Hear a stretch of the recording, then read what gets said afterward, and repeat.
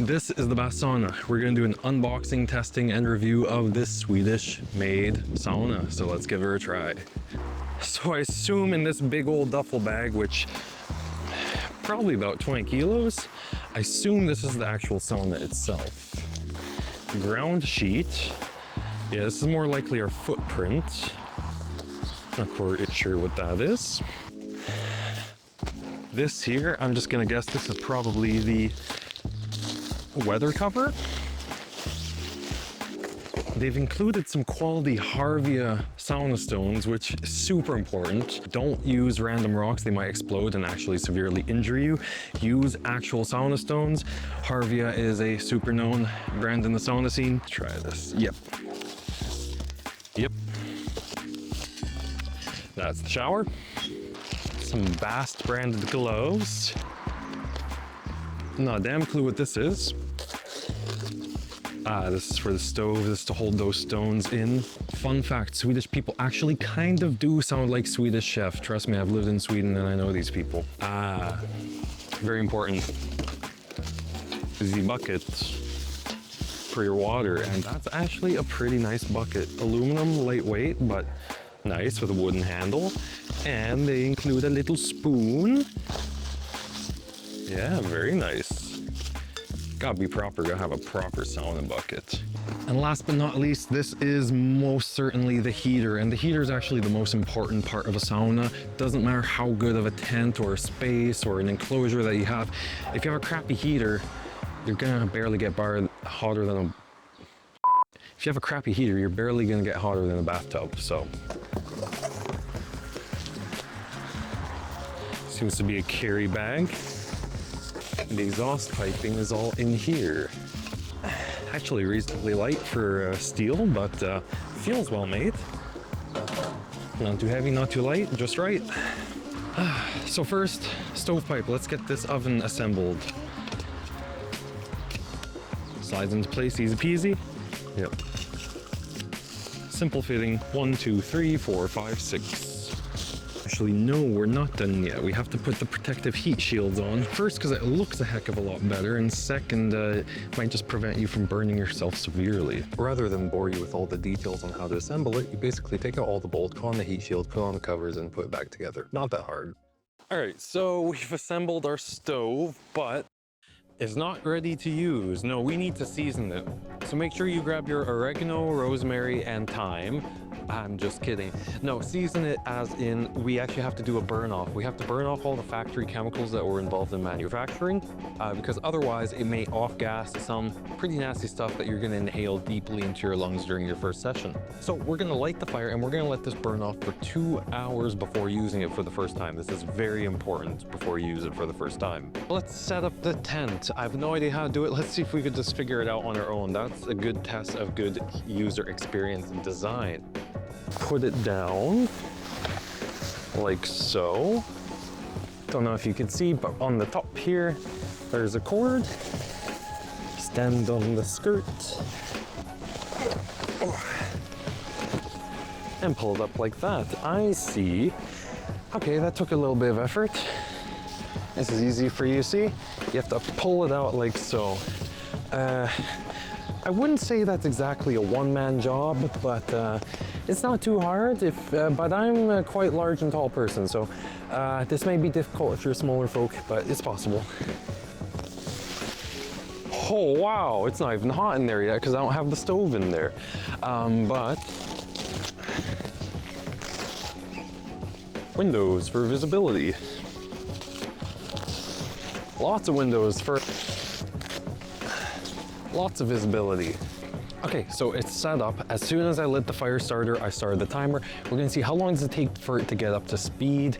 I'm gonna guess about 30 minutes till it's like toasty and warm and sizzling that water like it should, but let's just see. I have really high standards when it comes to sauna. I used to work in the Arctic of Sweden, maintaining a beautiful sauna with a view of the Northern Lights. So I also know what I'm doing when it comes to sauna, but do the Swedes know what they're doing when it comes to sauna? At least the 3 Swedes who started this thing.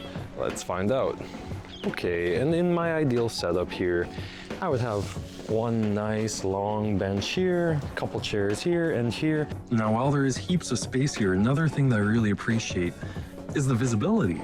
You have so much visibility from these windows, and that just opens up the space, brings in natural light. You can watch the sky, you can watch the stars, and you do have the top ventilation here. You do have a bottom one as well. You have storage pockets on all four corners, which is nice to store things in. Another thing that I like is the skirting on the outside. There's a double layer on the inside and on the outside. This helps reduce the drafts of air coming in and ruining your toasty sauna. All right, we're very nearly at the 20-minute mark. Let's see if this is ready to go. Nice and cozy. And let's try out with a scoopy of water.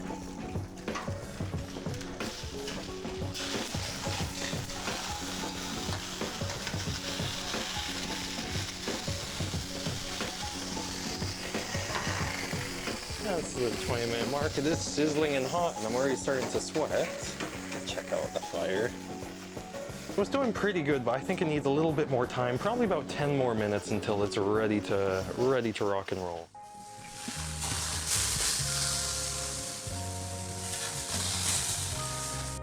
For me, it's super important that I'm able to lay down, stretch out, stretch, relax in the sauna.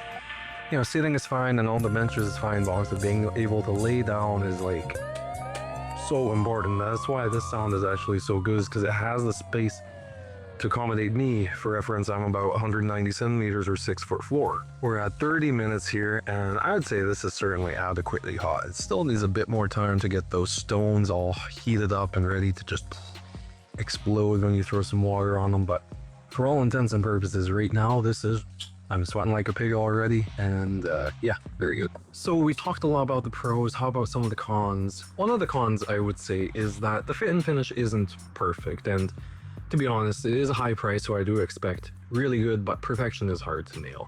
For example, something like this, the threading is it's a bit loose, and some of the stitching isn't, I would say, perfect. Now, as long as it works, to be honest, but you do expect a little bit tighter quality control. Also, say the stove has already on my installation scratches, and before I even unboxed it, had the bolts were losing color, and that's cosmetic. But will it rust? Will it alter performance in the future? I don't know. Another criticism is that the instruction manual wasn't perfect, and it doesn't have to be perfect, but I didn't think it was sufficient. Need a little bit more instruction on how to assemble it, how to align certain things in a certain way, where to put what. Considering they're Swedish and considering IKEA is Swedish, I thought there would be a little inspiration from that, so I would like to see that.